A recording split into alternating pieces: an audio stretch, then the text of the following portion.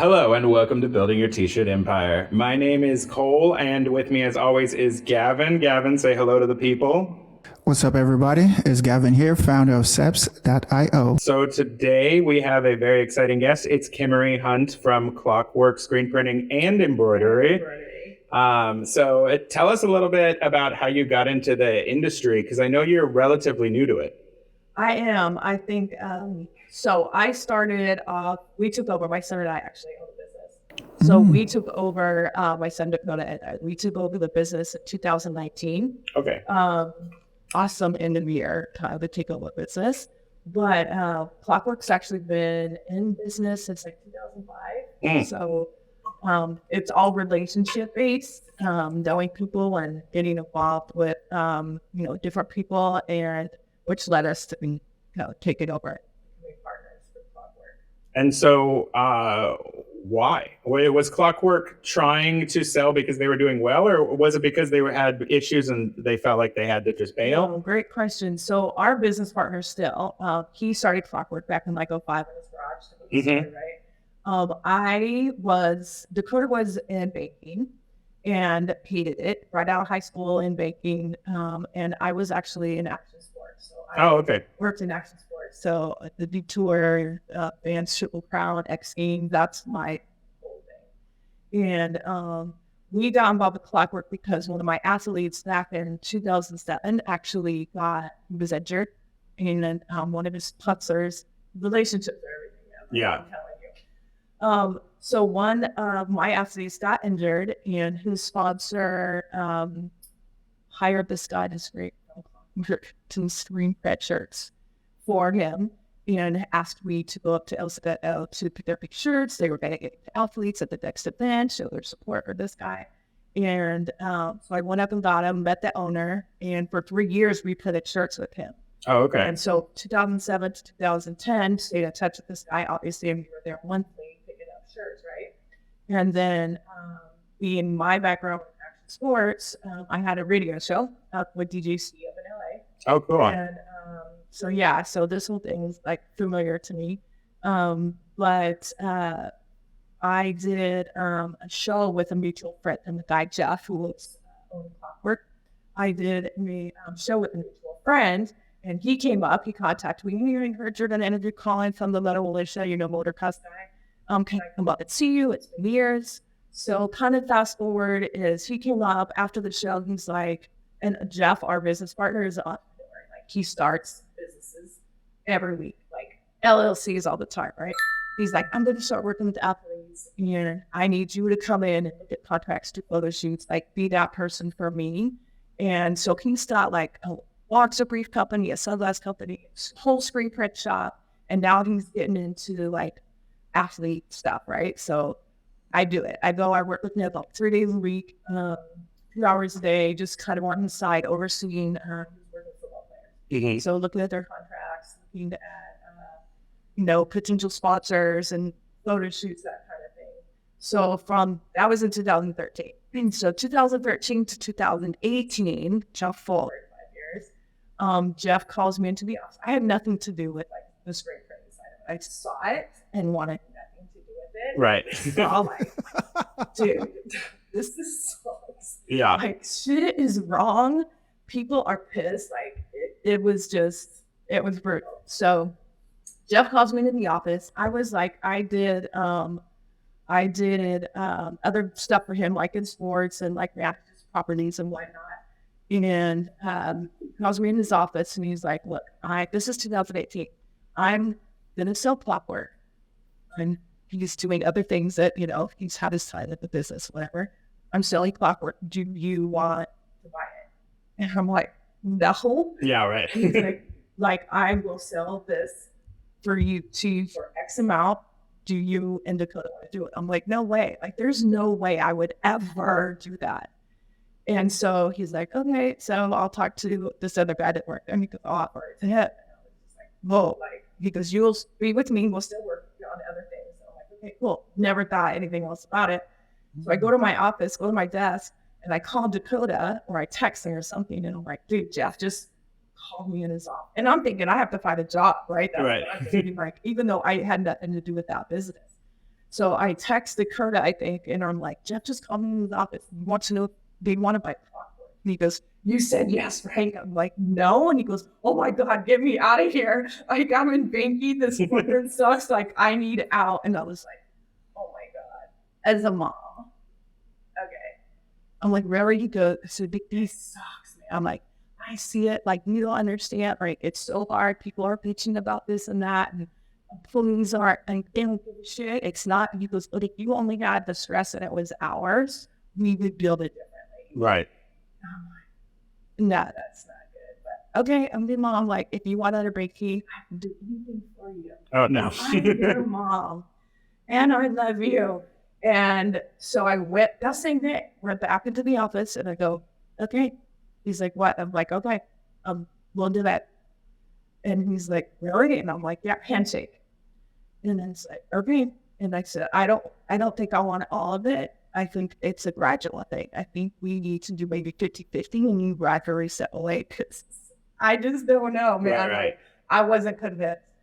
So that's what we did. And so by that time, it was close to like the end of 2018. The building came on way too early. We had way too many people already. Didn't know how I was going to pay them. Like the stress already started. Right. And I'm like, I just won't take a pay. And like, I'll pay to come in and I just won't make anything. Like, I don't know how we're going to do this. So we went through a gradual process through 2019, just like Dakota coming in and like learning little things. And by the time of by the fourth quarter of 2019, we had fully taken over, moved the business. We had been in that spot we called the dungeon for like 10 years. So we got a new spot. We had this new business and we were going to make everything, you know, on the apparel. I'm going to have a showroom and I want all the things to be, you know, cute. And I mean, we're in Manhattan Beach area. So like, there's money there. Like, people want to touch and feel things. They want to see quality stuff. Like they don't want just like this little dungeon sweatshop type, you know what I mean? So that was my vision, is to really build something. If we're going to do this, this is how I want to do it. Oh my God, the work I'm doing in business, I wanted to just die. Yeah. You know, like it was bad. So when you got it at that point, and what was the equipment like, and how many staff were there? Everybody? Yeah. Okay, so we adopted everybody there because we didn't know anything. Like I don't know what emulsion is. I don't know what spray on it. I don't know what anything is. Like I didn't know nothing. Plus, when we moved to the new building in the same El Segundo, we didn't bring on the art guy that was there. So basically, for the last year and a half, he was kind of managing everything. I think that's why it just kind of it didn't dissolve ever as a business. It was always very good and thriving, but it was just managed behind the scenes, I think, poorly, which he didn't have any business doing. That is art guy, right? So he didn't come with us. Right now, we don't have anybody in artistic stuff. I don't even know what operations is. No, now we do. But so like when we took over in that transition, like late, like fourth quarter of 2019, like we had to get to Christmas, and now we're just like, what are the films like for all these things? Like to cook nothing, dude, like nothing. And I knew people, like I knew some of the customers because they had seen me in the office. And I even did some of the billing for like a year for Clockwork. But yeah, it is just a brutal takeover. But like talk about you just dive in head first. No water. This idiots doing this. So yeah, so we took over and we got to Christmas. Somehow we met a guy that had a long relationship, friendship, that Dakota knew somebody. He did their banking. He's like, well, I have a business in Long Beach and I'll do your art for you. So we're like, cool, now we have somebody. So we did that for like 4 months. That didn't work out. And then, so got to Christmas and we're like, Kimarie, going to ISS. We're going to like meet all these great people and do this, and everything's going to change. And then we're going to start cleaning the house with employees. Like we were way overstaffed. And so I just started doing the hard part of it. It was just really cutting back people and like, look, can you do full time? We had a couple family, mom and daughter that worked there. Oh yeah. Do you both want to work part time or one person full time? Because that's just where we're at, and that's a hard, obviously, conversation at any time. So we did. So we they ended up sleeping. They were like, it's either possible full time or not. And I'm like, I had friends where I fired one of the friends, and then I was like, there's nothing wrong with you. They got fired because they were doing a bad thing. And then she's like, I have to out of solidarity. I'm like, solidarity? Like, you literally didn't do anything wrong. They did the wrong thing. And she still like never came back. And I was like, okay. yeah. But yeah, it's weird how those connections work in business. And like, speaking of that connection, I work with my wife and you work with your son. How do you balance that? Like, how do you not just like talk about t-shirts at Thanksgiving? So he's better at it than me. So that transition was hard because we didn't have established roles. It was fight or flight. Like I was ready to take off and he's like, no, we're going to do this. And I was like, oh my God. What's worse, working with professional athletes, which is really amplified babysitting, or doing this? I don't even know what was more stressful, like tracking down athletes that were supposed to be somewhere in another world, in a country losing their stuff, or this. Like, it was so hard. So that transition, and to be completely transparent, we're just now hitting it. Yeah. We're just now, after 3.5 years or whatever it is, really getting roles established. And it's all due to Dakota. Like, honestly, we had so much unlearning to do, to be honest. Unlearning and learning practices and figuring out what roles we were going to do, that it was like, oh, did you email them, or I got them, or are you doing the art? But like, oh, I already have the clothes here. And he's like, why is stuff here when I don't even know what we're printing? And it was a cluster, man. How did you transition that? I mean, talking about organization, we basically run on mostly Printavo, and then we have like some automation that runs through like Trello and stuff like that, and a lot of Slack channels. How did you ultimately like get that side of it organized? Printavo. Yeah. Bruce knows I was a stalker. Yeah. He knows like who Kimarie is, because I stalked him.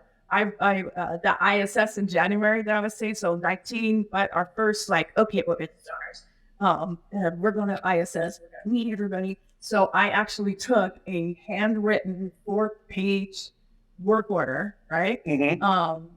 To meet Curtis in person, because I stalked him on Instagram and was just like, I had signed up and didn't really even know how to use it. I think I paid for a year in it. Right. Didn't really know how to do it. Didn't have any like training or anything. And I took our handwritten, like highlighted, oh, hard date, this is due here. And like, oh, scratch out not 6, but 4 XLs and all that. I took it to him. I said, this is what we took a picture together. I love it.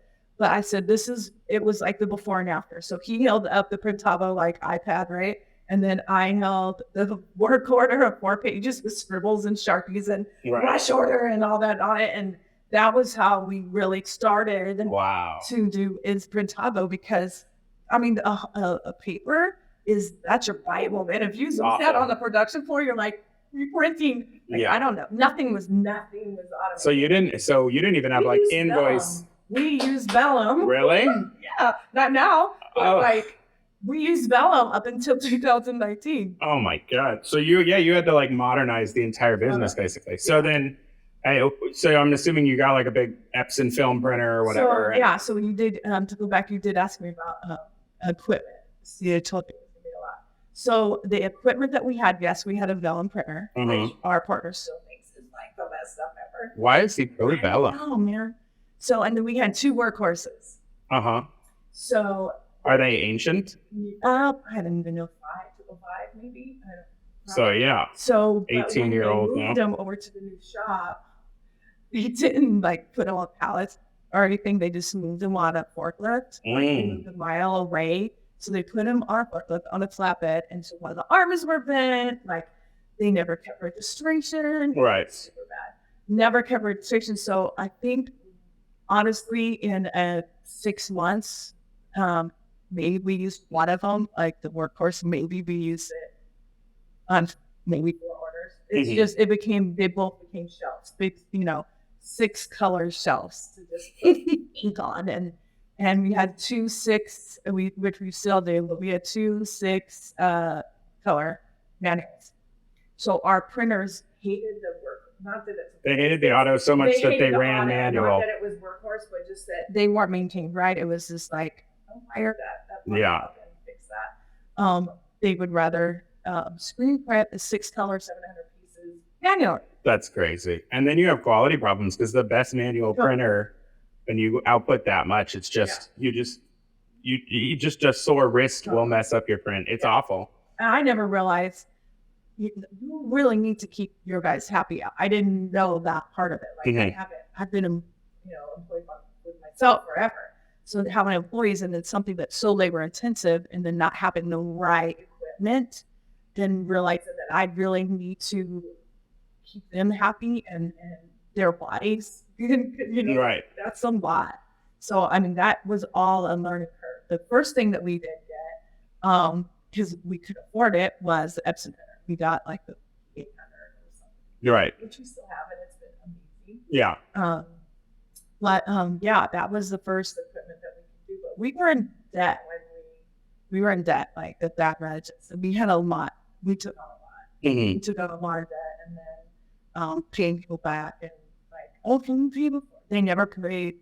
They never had people pay before, so billing was like, oh yeah, pick up your shit. There was just a million old invoices. Oh my god! And then our vendors, like there was a lot that we took. No wonder he wanted to sell. Yeah, but I mean, he wasn't like it was great until like he got other interests. Right. And then, when you're not interested in something, so like the business was awesome. Like he made tons of money. It funded everything he ever did upon our houses. So it was great for that period of time. But when he became disinterested in about other people who have zero interest, right. That's what it did crap. And for a year, just like tanked, like errors. And like when we moved, we found boxes and boxes of independent Bella hoodies with strong prints on them. Right. Hats. Like, what is this? Like, who is it? Like, oh, the color. But no one ever said anything to like the owner because hide it. We had 17,000 square feet. So it's like, put it in the attic and then like he'll never see it. And that's crazy.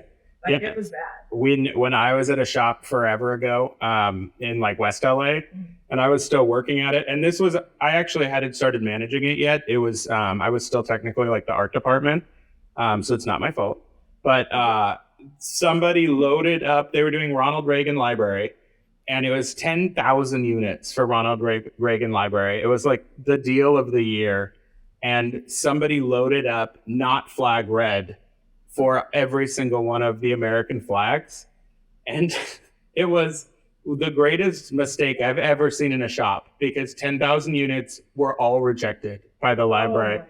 And like back then we didn't even do picture approvals. It was just kind of like a phone call of like, all right, you'll get it in 4 weeks. Same. And so sure enough, like they ended up firing the guy who was in charge of the job. But at that point, I don't know what the owner lost. By the time we reprinted it, he must have lost, I don't know, 40 grand or something on it. Like it was just rebuying the blanks, not to mention paying the labor twice, like just insane. Yeah. I mean, we did a job before I was there. I think Dakota was there. I think back at 18, you can play it 18, maybe it was 2019, whatever. We had done a job. We had an existing client, and they were doing a launch party for their new brand up in Las Vegas. And so, I mean, it was this like $75,000 order. Mm-hmm. Same print that we've always done, nothing different. Just run it 2 pass white, whatever.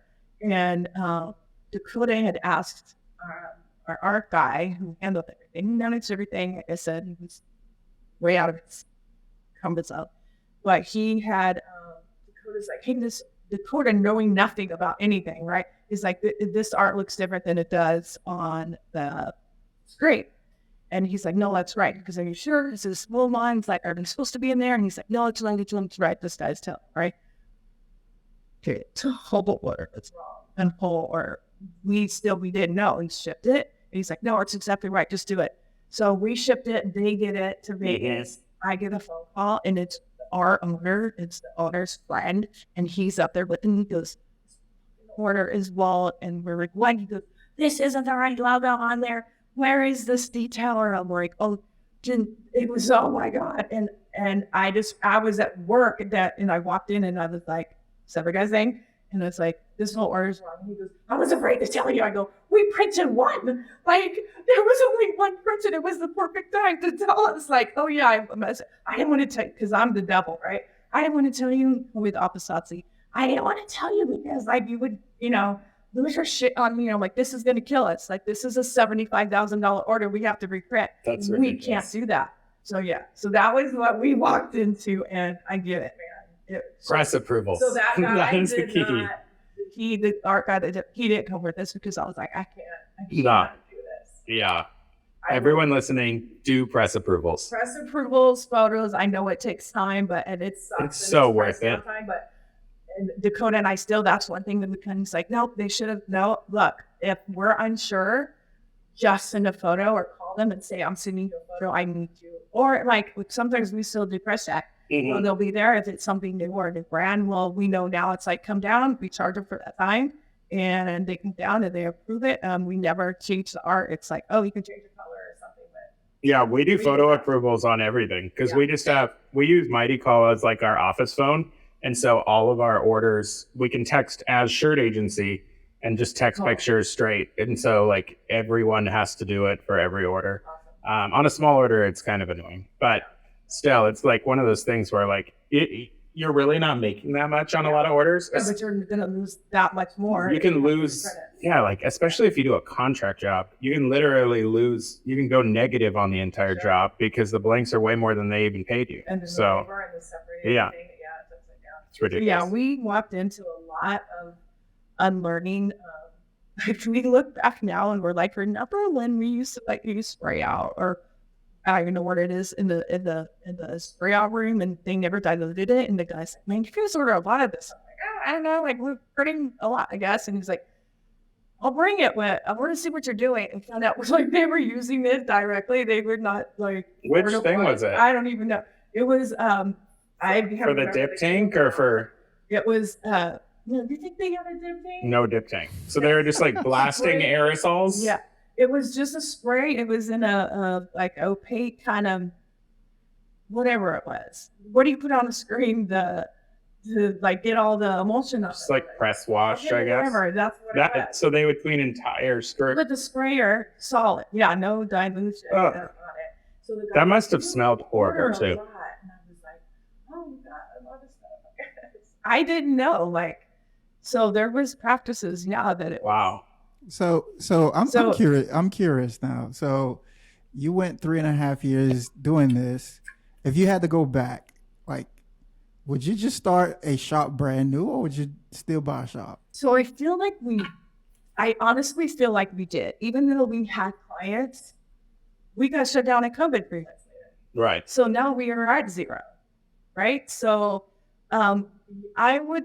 Knowing what I know now, I would heat press and sell out. To be honest, I wouldn't have a $12,000 monthly rent. I wouldn't have any of that. You have a $12,000 rent now? How many square feet? 6. Whoa, this is 9,500. Yeah.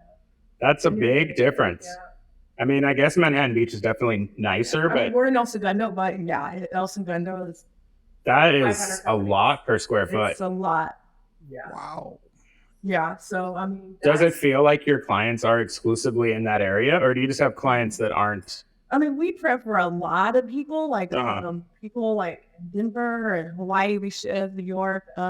But yeah, El Segundo is very cliquey in the sense that South Bay wants to stay core to the South Bay for sure. And so, like, who is the core normal client? Are they like businesses, but they only need 50 or 100 units, or are they larger? So, and I listened to this on your podcast, so it's something that was to like find that niche and do that. Like, I think because where we're located, people just want to work with somebody close by. They don't want to go to LA. They don't want to do that. So we work with professional sport. We have all the makers right there. So we work with all the professional sports teams.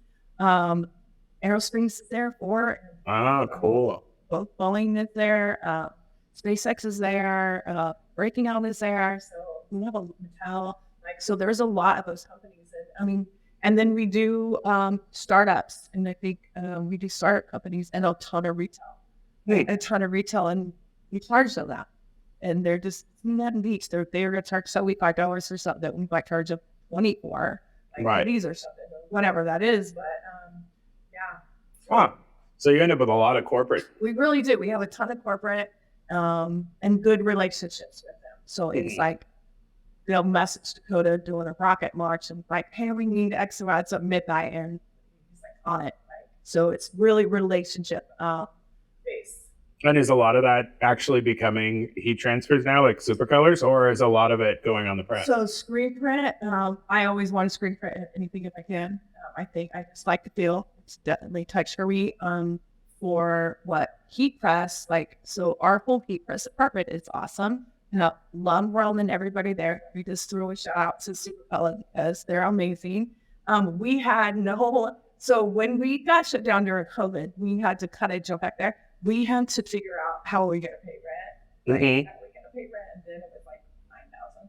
So how are we going to pay rent and utilities and keep our people working and money just coming in? So we did masks, right? So of course, like everybody did, that paid our rent. So we just went on and I shut down for a few days, and then Dakota and I came in and we put his office, we all were in one little office, and I said, every single one of our clients do a mock-up of a mask with their logo on it. And then we're going to tell them, like, we'll do your masks, and we're going to do like a work from home bag. So you get a t-shirt, because now, people aren't just on the phone. It's like they need to be able to see this logo, right? Right. So we did like we did a t-shirt or a polo, a mask, and like a hat. And then we just gave them a price. And so orders started coming in for that. Hey. The demand, how are we going to print out all that? Right. On our what? The workhorse that can't keep registration. So we had, what are we going to do? So I pulled out, we had an old hat press. It wasn't old, we never used it from the other shop. And dusted it off and said, we could totally do some of this. Like, this would be awesome. So we had a connection to Rum over at Supercolor, Pete Jr. Shout out, Pete Jr., love him. He actually came to California, he's from New York. I don't know if you know Pete Jr. I don't think I've met him. He has New Era printing. So Pete came in to do masks, like to manufacture them. And I saw him live on, this is a crazy story. So I saw Pete and Mike Chong live on like Facebook, and they were like in LA, they were making these masks. I'm like, this is awesome. They can make them, I can buy from them, and then we can read them. So I told Pete, hey, come to the shop. I'm gonna reach over, send whatever. He came in, he ended up staying 3 months. He lived with us in the shop. We have a studio. He lived with us for 3 months. He was on Mask Guy, and we printed him. So he got all the, masks for us. So he introduced us to Rum, and I'm like, oh, we don't have a screen printer. We can actually press them. Right. So we tried a couple others. They weren't staying cured or whatever. So Rum hooked us up, and it was like go time from then. So then I used a second used hat press and just put them on there, and that's how we paid the bills, was just doing masks. And how much do you think you did in masks, sales-wise? Crazy. Whatever it costs, it funded it. It kept us open. So tens of thousands. Wow. Yeah, tens of thousands. Like we would get, 1,000 mask orders, and it doesn't seem like a lot, but it's like, I'm charged $6. Like, yeah, rent. Okay, now we got another one for 100 or 1,000 pieces. So that's how we did it. It's funny now because there was that chunk of time in like 22 where everyone was clearancing them because everyone who was making them ultimately lost money. Yeah. But yeah, our first month of doing masks, I think it was 30 grand in mask only sales. Yeah, and we didn't even go that hard on it. Like we just put it on our website and we didn't advertise or anything. And everyone was begging for them. Yeah. I get the Instagram of everything. So it's like, oh, remember this? I'm like, oh my God. Yeah. It was awful. It was nightmare. It was so bad. So, but that kept us, and like I always will say, like relationships are everything, because Wong took us under his wing back, and he's just like, whatever you guys need. He's like, I know you kind of had him and Mike. Took us under his wing, just like, whatever you guys need. So then I was like, wow, we can do masks. And I got to send a picture. We have this old screen print hat press. So it's like with the little, haven't seen them, that it's got like, it's a one color hat press, and then the hat has to go through the dryer. And like, is it a manual one? Yeah. Yeah. We have like the weird little adapter. Yeah. So this thing has it's not a heat press. It's literally a screen print press. Mm-hmm. And so we had that. And then we turned over. I'm like, oh, we could do all kinds of colors now. And so our heat press department came from masks, and now we have the fusion and IQ. We have like we have everything. We have like 6 heat presses, like for clothes and for hats, and it's a whole department now. Sigma Color came in and did a whole interview and like story on it, and installs and stuff, and like it was pretty awesome. Very cool. It was like, that's why I say I read it to read it now. Heat press is so underrated. Yeah, it really is. Well, because what I think you could do is if I started completely new right now, I would have a good relationship with someone who has a lot of autos. And then I would sit in like an unbelievably high traffic place in like 1,000 square feet. And that would be it. And it's like walk-in traffic and heat presses for small orders. But really, you're going to sub out 80% of all the work. Yeah. Because, like having all the overhead, like, sure, you can take on a bunch of orders, but by the time you've paid all the overhead, how much did you really make? Like, there's so many expenses compared to just saying, okay, look, I actually get to pocket 20% of this order, middlemaning it. So yeah. Yeah, I mean, sell your presses. We're small. Like, in 2019, we got rid of the 2 presses that didn't work, and we got an 810 M&R. Okay. And expanded the keep. We have a 610 embroidery, super small, but 610 embroidery fires out. Our guy's been doing embroidery for 7 years. It's amazing. If it's massive jobs, I think I've talked to in the past, it's massive jobs, like we have somebody that will take on the overflow, which is awesome. Same thing with our screen printing. We have a great relationship with somebody who we don't want to say no to 10 or 12, 14 color. Right. Relationship with somebody that does contract and he kills it. So we have that. Learned a lot. It's learned a lot that we just don't have to say no to the larger jobs. We can say no to the smaller jobs. And time suck. Right. Yeah, so that's just kind of how we do now. But yeah, so we got the M&R 2019. That was a game changer. Like sometimes I don't, and that's it. So we don't have another press. Like, that's our press at 810. And we got rid of everybody. We hired all these people, and now we just have a kick-ass team that they really are there for genuine reasons. Like when you like, oh, they don't care, they don't have any investment. Like people they are super careful about what goes out of our shop. They care. They really do care. It's awesome. We have a solid team. And how many people is it up to? We have like 8. Well, counting Dakota and I, like 6. Like okay. Yeah. I mean, I found that like as long as you're not getting sucked into tiny jobs, the amount of output you can do, especially on autos, is crazy. Like just booking them. That's why I'm always amazed by people like Liquid Graphics, where I'm like, the amount like 200.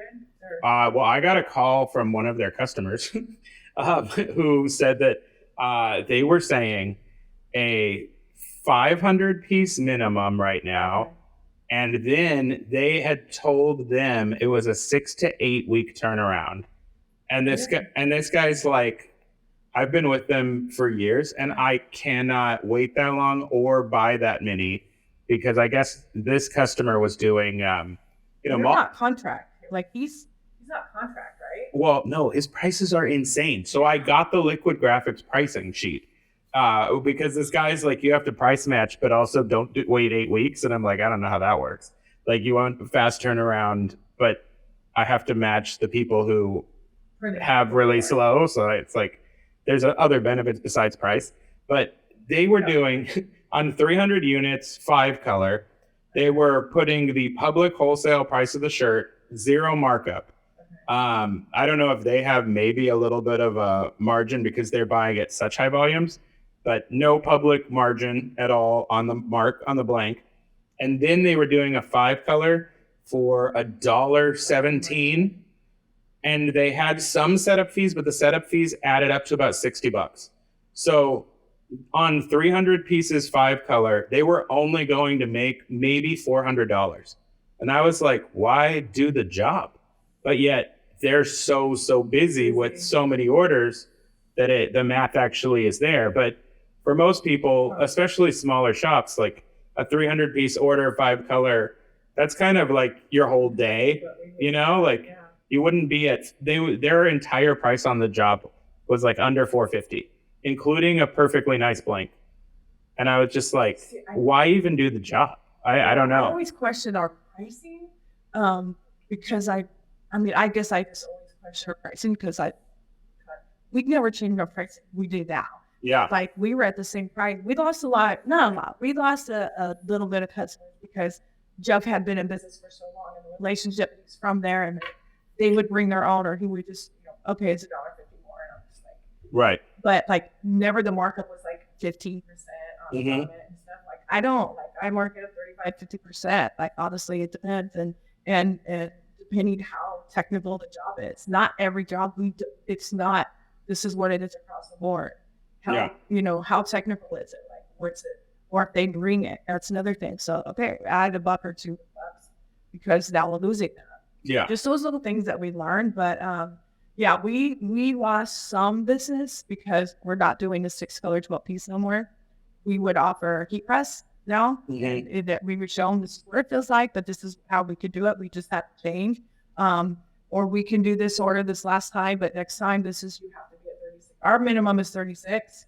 If it's adamant they're at 24, we'll offer heatified. If they don't want to do that, then and they want us to do it, it's like, this is what it's going to cost. And we jack it up. Not that we jack it up, but what we do is we make just it worth our while to do it. We just charge our minimum and we say, okay, like you wanted 18 shirts. So you're just going to pay us for what our minimum would have been. And then like you just didn't give us more shirts to print. Yeah. Like whatever. And I have to think to go to that because he's like, why when we hear minimums, why is this down here? And right. Like, I know that. I'm the one that, and I'm hard ass, but like he is, and he's hard on me.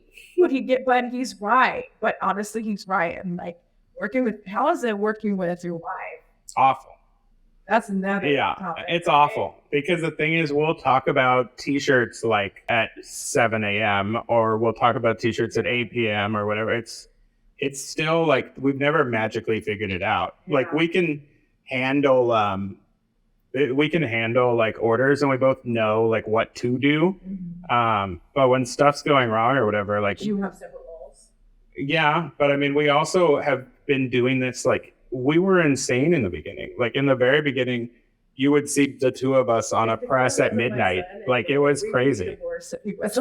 Yeah, like it's almost happened. He's like, what is it called, emancipating? Like when it's his own parents. It's over. Done. You're not my mom, and we're not mom and son there. Like people still learn. It's not that we're hiding it. I think it's awesome that work has a family business. I think it's people like that. But he doesn't call me mom there. Boys don't like, hey mom, it's right. It's just not like that. He is strict. He will not talk about why are we talking about this after hours. We're at dinner, or if he's over at my house, or I'm like, oh, did you see? He's like, I'll look at him. Yeah, he is, and he's right. That's the way to do it. He's right. He's like, okay, and I'm like, okay, or he just won't respond in the text. I'm like, hey, did you? And he's like, I'm off, man. Like, I spend 60 hours there a week. Yeah, like, let me have 2 days. Yeah, I mean that's fair. It's the way to do it. So we've gone at it. Like, he's like, I hate working with you. I'm like, I hate working with you. It's hard, but now it's not as bad. As the mom, you're gonna win those fights all the time, right? No, because no, man. Like, there's a point with me, like I said, like there was a point with me where I get pissed. Like I was super nice and the show were on something, sometimes for people, but I get pissed. Back off. I just get to a point where it's like television. Yeah. So we've got and we have got to that point. Like it's not in a long time.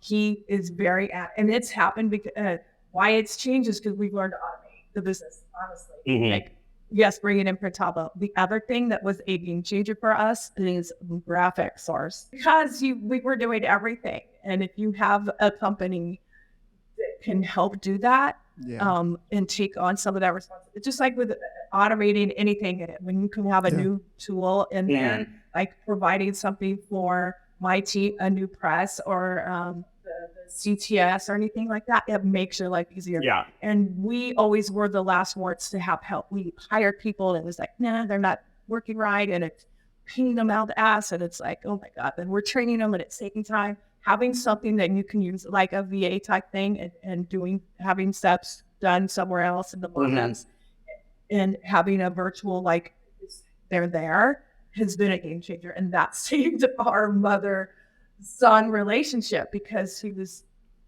maxed out. Yeah. And we're small, like we're so small, but man, we power out a lot of business. Yeah. And it all goes through him. Like when I stop and think, it all goes through him. That one phone call, that one order, people picking that up, or all the heat press, like our heat press department, like is on fire constantly. We're so busy. Like we do a shitload of hats and tons of, I'm at Supercolor there for 5 minutes. I'm at Supercolor 4 times a week sometimes, picking up. Like they're 15 minutes from us. I'm like, they're ready. They don't even have the stuff in logo yet. And I'm already like, the stuff is ready, we're ready to go, you know? So what's your guys' like marketing? Is this just natural because you're local, or are you guys actively trying to get new clients? Yeah, I think we would be crazy to not always seek out. Yeah. We don't have outside sales. That's something that him and I do talk about, but being super active within the community. So being active doing pop-ups. I have a small little brand. My brand is up at one of a tap house. And so we would do, or when we sponsor things, like our sponsoring is it's not just something on the back that we'll do. We put our inside label. And that's been key because now every time, who's going to read the back of the shirt? You know, put it on the inside label so they see it. So yeah, we just stay super active within the community, and our outside people, like we just did stuff for Action Sports, are reaching out to the people that we've had from previous business, and has relationships from bakers and other stuff like that. So I mean, that's not doing outfit sales, and we definitely have it's all relationship based. Really, like it's super, and it's strong. And where we are with, like I said, Manhattan and the South Bay and El Segundo, they're super tight about keeping it core to the community. Yeah, it's like a little Mayberry, like fire departments, and then that firemen knows the Beverly Hills firemen down in those San Diego. So now we've got Beverly Hills and San Diego fire, FEMA, all that. Very cool. Yeah, it's awesome. Yeah, very, very fortunate. Speaking of the tags, there's something that I saw that Fresh Prince is doing that I've been considering it.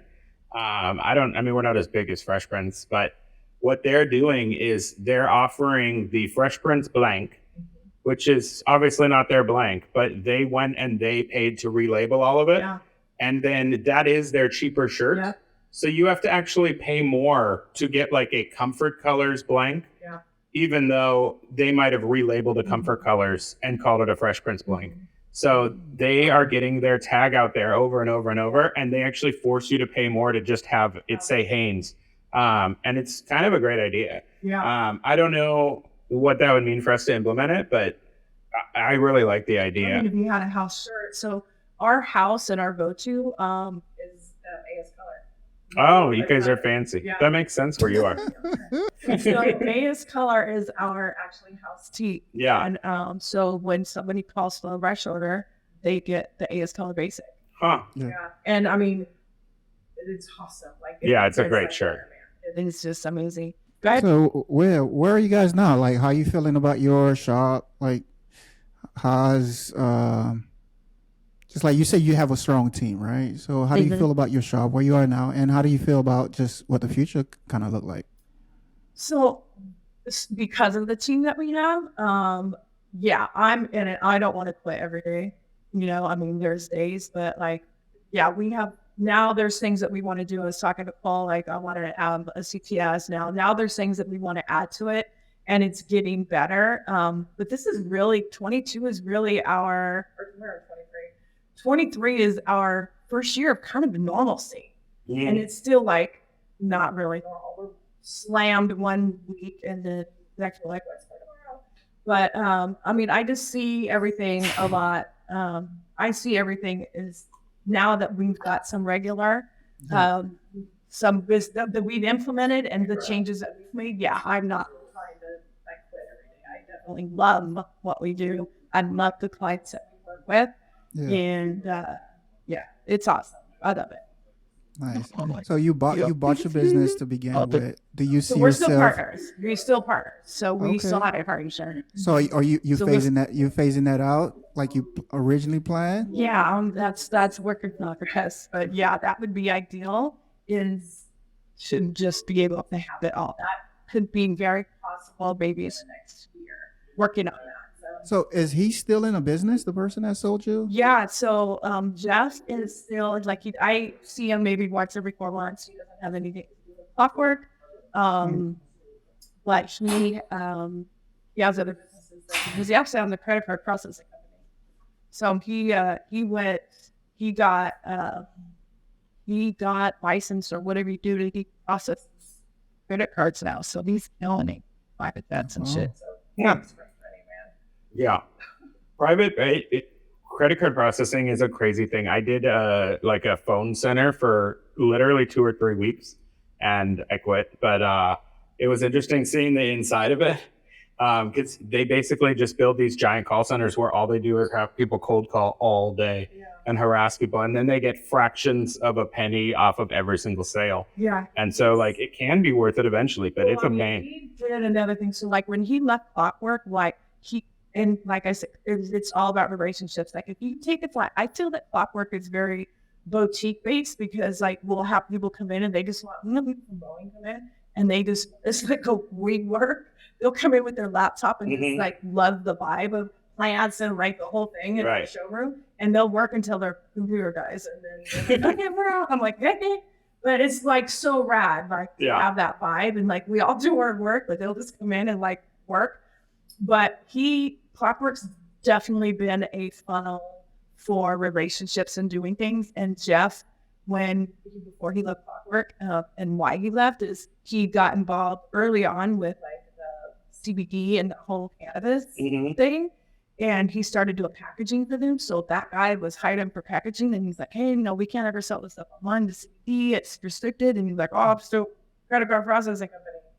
And he did it. He did it work. And it's massive now. Yeah. It's crazy.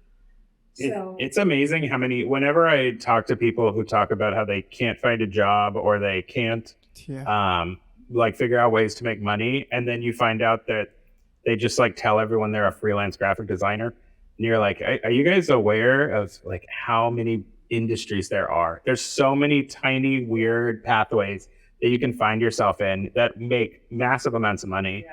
And so it's so weird when people get themselves in this hole of like, because I can only think of 12 jobs in the whole world, I can't find a job. And there's so many paths to make money. Like and this industry really, like think of all the different people that come in who are like, and you have long-term clients that like you have these relationships with. And they do weird stuff. Like one of our clients who just ordered this morning, like all they do is work on rebuilding air conditioning compressors. They're not even doing like public air conditioning.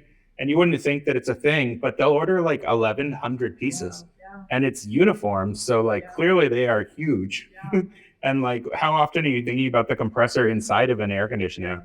It's, there's just so many ways to make money. It's kind of sad that people like are like, I'm either a barista or it's like, okay. And there's a lot of other options. He did. Yeah. People just can't see that. Like I thought about that too. Cause like you see people just use just random stuff to make money. Like, especially now with the internet. But it's taking that opportunity though. The risk.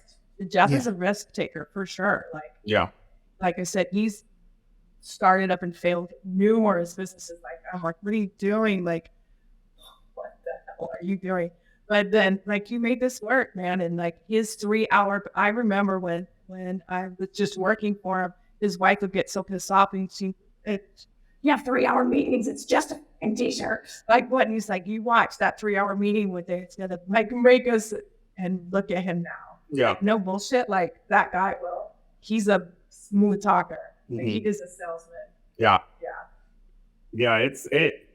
I mean, all relationships. The relationships, like Gavin, you know how that is with dealing with all the print shops. Like, what have you seen with kind of like, word of mouth and getting some sort of good reputation? And how does that normally affect you? I mean, I think I kind of told you how this thing all started. Literally, before I even had the name of the business, I just called somebody and they was willing to just do business. Yeah. So it's all about just people feeling good about you. Your name in the street has to be super clean, and like you can't be just when somebody thinks of Cole, they just gotta feel positive vibes, right? So it's really about that, and it takes a long time, and people just have to feel that you're genuine. They're out to really take care of them. Obviously, they know it's a business and you got to make money, but are you that guy that's just gonna, if when things go wrong, are you gonna kind of step up and do it? So yeah, like for me, for example, even when I was running my screen printing shop, I was out there at all the meetings. All the trade shows. Try to go to every industry event as possible. I didn't even have the plan of building Steps.io, but I always knew just being connected to the industry was important. Probably the most important thing, right? Just the contacts in your phone, or just people knowing you by your first name is a lot more important in business than anything. I would say no burning bridges for sure. It really is a relationship, 100%. And I mean, I say that, how's your outside sales? It's relationships. Yeah. 1,000%. We had a horrible reputation when we took over. Like, honestly, we did. Like, we had big companies that just were like, we never knew what we were going to pick up anymore. And it's like, oh my God. Like, how did you rebuild that? I don't even know how it got rebuilt. I think it was just people, like, honestly, word of mouth throughout the community. Like, we never had, Dakota and I are taking over anymore. I shut down 4 months after we took over. Yeah. And then, like, you didn't have the big, ugly, new management banner. Nobody could come around for 2 years. Yeah. So, like, how do you do that? So it was just really gradual of us putting our faces out there. Like, we took over Clockwork. Yeah, Jeff's still involved, but, and a big thing was like, our former guy who was the manager, our guy, like, he's not here any longer. We can make some changes. But we have people going, like, I'll tell you what, I would never come back to you if he was still here. Like, we had to clean house. And when you take over a business, like, you take over everything. Mm-hmm. Like, you either clean out and employees, bad habits, like, as hard as it is, like, you adapt all those horrible habits. Right. And we did. And getting our reputation back was like, and I'm confident. I know when something that moves us, people are stoked on it. Like, little things that we'll do extra. Like, I think that's one of my questions I have for you guys is like, what extra do you do for clients? Like, one of the things that we do, like, for heat press, and this is just goes back to like keeping in good with the client and showing them that you really do care, is like when we'll do like, say, shirts or something like that. I'll throw that same design that we do extra. So we'll put them on tote bags, and they'll have, like, now they pick up their order and like with the box, and then I'll have it on the tote bag, and I'll put some hats in there too. And they're so stoked, like, oh my God, you totally did this for us. Like, you know what I mean? Little things like that, or throwing in, we did beanies and like, well, what would this look like on a hat? Or what would this look? I think it would look dope on a hoodie. And so I never thought about that. Those little things that we're genuine about. It's not just a sales tactic. It's like, look how people are visual, right? So like when we built our showroom, we have everything in there. It's color, like Bella, like Carhartt. We have all this whole showroom built out really nice. And people can come in and touch and feel, but we'll put their product on something that they didn't order. Mm-hmm. Or if it's a construction company and they have the same shirt constantly, we'll throw in different shirts that are more expensive at no cost just to show them, look, it's another color. Or you don't have to have a 5180. You could have a 5001. Yeah. His color and look how it feels. And so it's, all those little things that's made a big difference in us changing our reputation for sure. And so talking about like the blanks, I always kind of like to hear, like, we just had Rich talk about it on Culture Studio, and he basically has his staff just tell the client what they're getting. We have like basically the entire catalog available on our website, which I think overwhelms people. Oh, it does. And then we do too, other people I've seen, like, what's his name? Matt? Is it Matt Marcotte? Is that his name, Gavin? Yeah, print shop. I was checking out his website because he has like his own print shop also besides his Printavo stuff. And he literally offers like 7 items, period. Like he cut it down to nothing. Yeah. And so I don't know how he handles things like, someone asking for comfort colors. I don't know if he says no or if he just only helps you if you ask for it. But yeah, it's an interesting thing to see how people like offer blanks and what the right answer is. I don't know what the right answer is. So I think it's not us giving them the right answer. It's us asking the right question. Mm-hmm. So, we do a lot of events or stuff in the school and, they're going to be on a budget. So it's like, and you want, and I've heard you talk about good, better, best. I know on your website you would have done good, better, best. That's kind of what I adapted to. And it's, what is the score? Are you reselling this? Is it something that's for an event and you want to stay, within a certain budget and I can offer this. I can put them in a guild in 64,000, right? Yeah. Soft style, something that's super soft and they still have that feeling. Or is it retail or streetwear and you want something that's like a professional kind of look, like a 5001 AS color. So I think asking those questions, we used to have we had like 5 racks and the people, the reps would come in and they go, oh, yeah, well, what offered this in like 4 years? I'm like, yeah. So we got rid of all that and now we have our go-tos. It's AS Color has a whole section for just AS Color. It's like all the shirts, sweatshirts, their hats, they'll come up and just restock us with stuff. Independent, just like we'll have the lightweight of just have a variety of certain brands, Bella, Independent, AS Color. That's our core of that. And then we'll have like the budget friendly as well.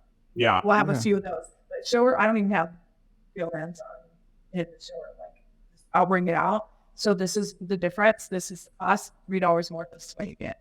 So they're like, oh, shit. And you want it to end up in the little store in a few years or do you want people to wear it? Because and we'll be honest with them. Like, I want a good shirt. I'm like, it's going to cost a couple more dollars. Like, don't even print this. Do a hat then.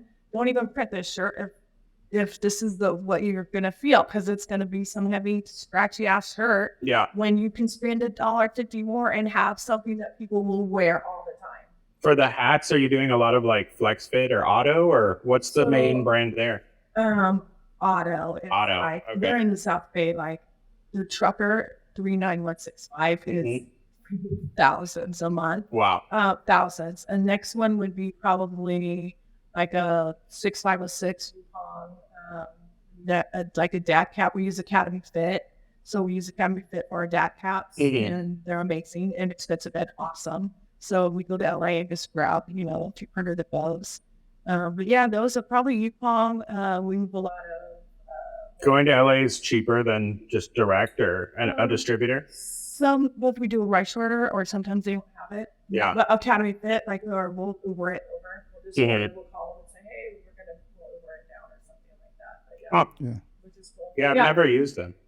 Awesome. So we have clients who like up in Beverly Hills and they need, or rice order might be local and they need it next day. So Dakota was doing an order for a guy up in Beverly Hills and they needed it for this event and it was a last minute order and it's like, okay, we'll just FedEx it overnight. It was a couple $100. So Dakota goes on Uber. It was like $37. Yeah. And they got it the next day. I don't know how the messenger businesses are still in business because like I'll get quotes over $100 for a messenger and then I open the Uber app and it's $30-$40. Yeah. So like, I don't understand how they're even alive anymore. Maybe it's because there might be restrictions for like lawyers or like documents, but it doesn't make any sense for us. Yeah, I remember calling and saying, "Oh, it's $200." I'm like, "Oh my god!" It's like it's San Diego. I'll pay an employee. Do you want to make? I'll give you the $200. Yeah. To drive this down there. But yeah, we Uber a lot. Yeah. It's awesome. Yeah. It works well. Yeah.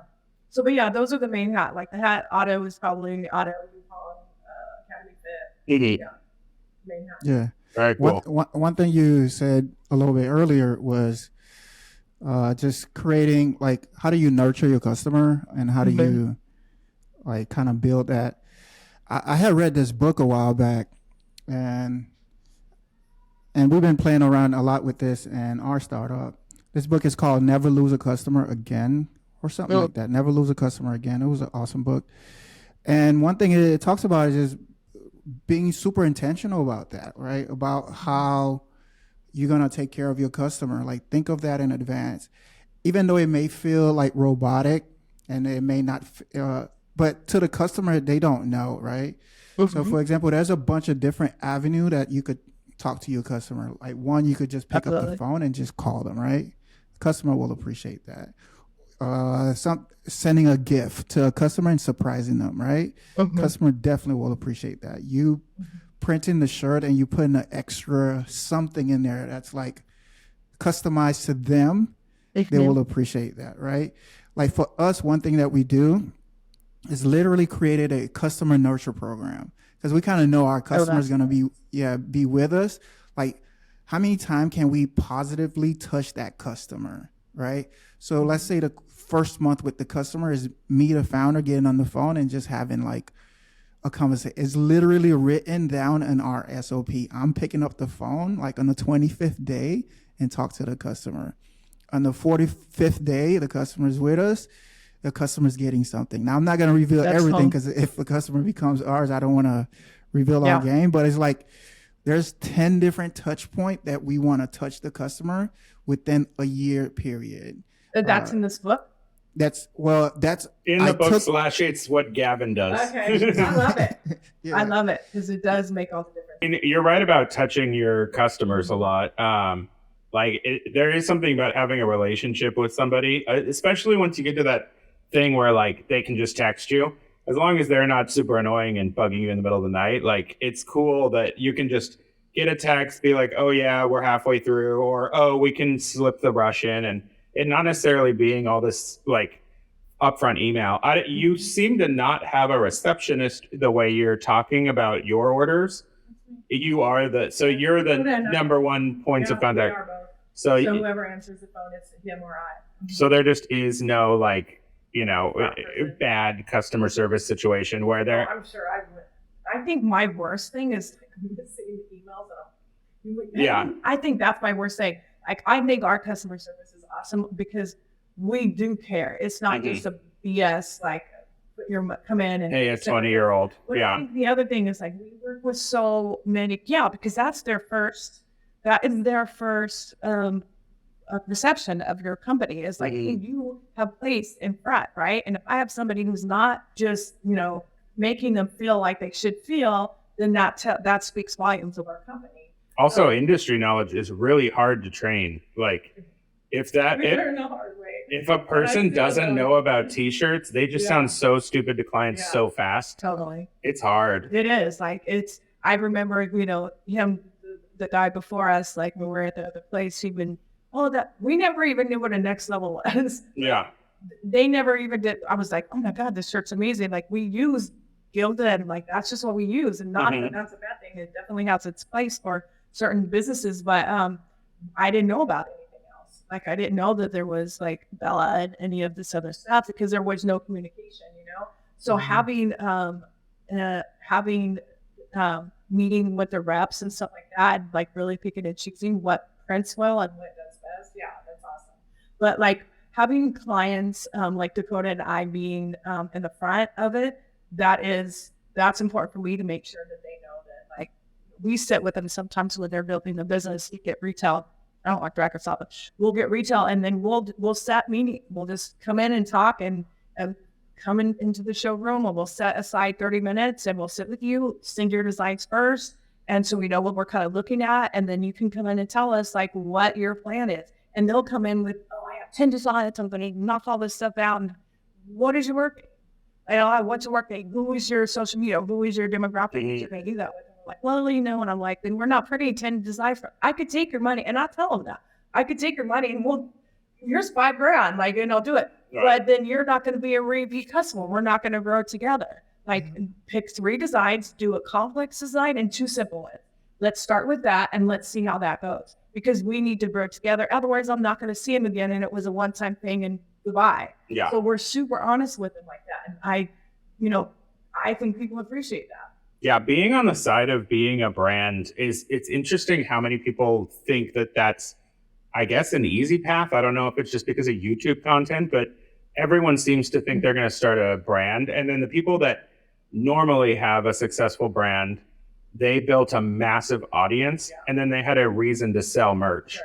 And so it's just weird when people come and they have, 81 Instagram followers and they're talking to you about their brand. And it just seems like they're completely oblivious. I don't want to be that person who's like, who am I to say that they can't sell a bunch? I mean, they might be able to do eventually, but they don't have a reason to now. And if they do have a lot of followers, we have a client who he's got, upwards of 75,000, and he's an influencer. He was referred to us, and he's going to sell hundreds of thousands of shirts. They always will. And he orders 36 at a time. Yeah. We have a YouTuber who we have had for, I don't know, 9 years or something. And so he's always been great, and he's super nice, and he'll get 2 million views like every video. And off of 2 million views with an audience that really likes him and is loyal and knows him, we'll like knock out 900 sales, which is great. Like it's a legitimate amount of, like monthly. Does he do monthly drops? He doesn't even do every month because he's afraid of burning everyone out. Yeah. So he'll do, I don't know, 6 weeks, 8 weeks, something like that. And so like, it's good. And we do like the fulfillment for it and stuff. So like, it's a good chunk of money when he orders. It'll be like 10 grand or 15 grand or something. But 2 million views and it converts to 900 sales. It's just not. If he did it more often, do you think if he did it, or if you did a test with that or added a hat to it, you think that people now they're used to him only doing a drop every few months? He has pins, beanies, hats. He has products that we didn't make. He's had mouse pads. He's definitely had different products.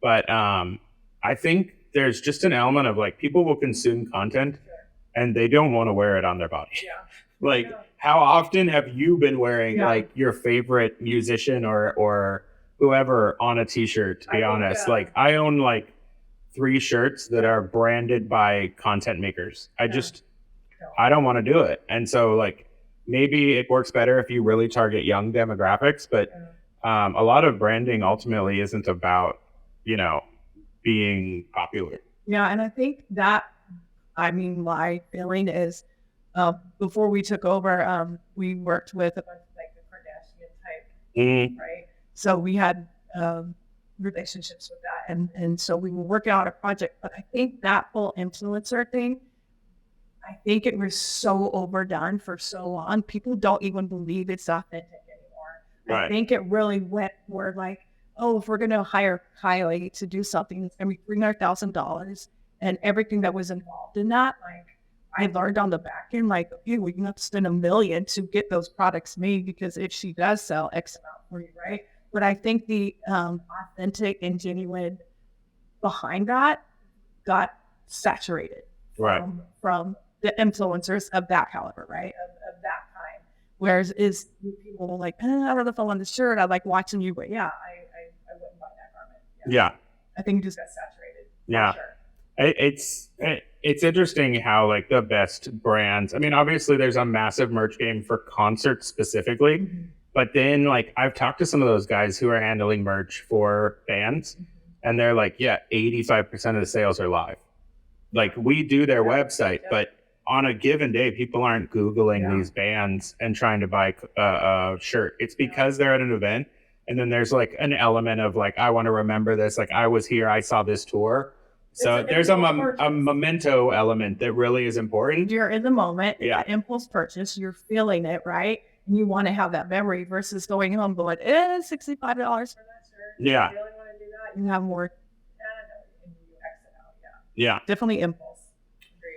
So we have gone over our allotted time. Gavin, you got any last second questions?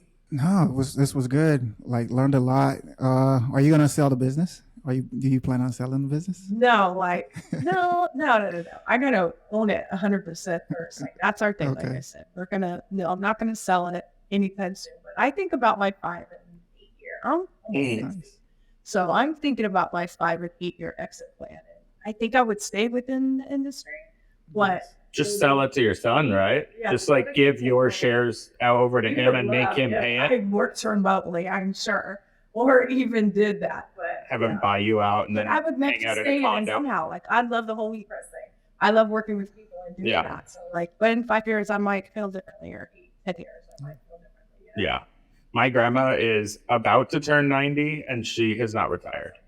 Oh, she is. She like can't stop. She's been a reason, but she has a reason to wake up. Yeah. So she stays busy because what do you do if you don't? On the weekends, I'm so lazy and I'm like, man, I need to get back to work. She's more energetic than me. So like, she, That's awesome.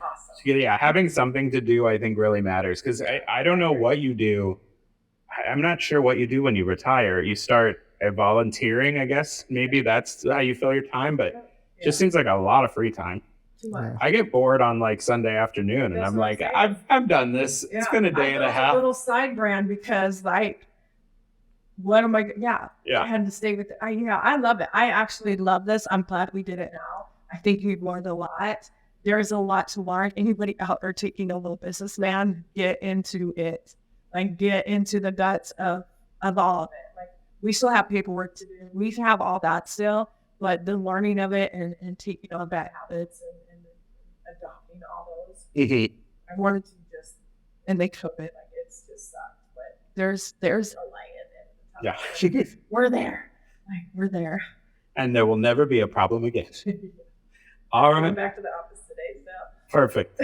Well, thanks so much for coming by. It was good meeting you in person after seeing you forever on Instagram. My Instagram buddy. Like, Yeah. Oh, what you doing? I still have to pick your brain on a bunch of stuff. I've got notes from all your other podcasts, so. Sounds good. Part 2.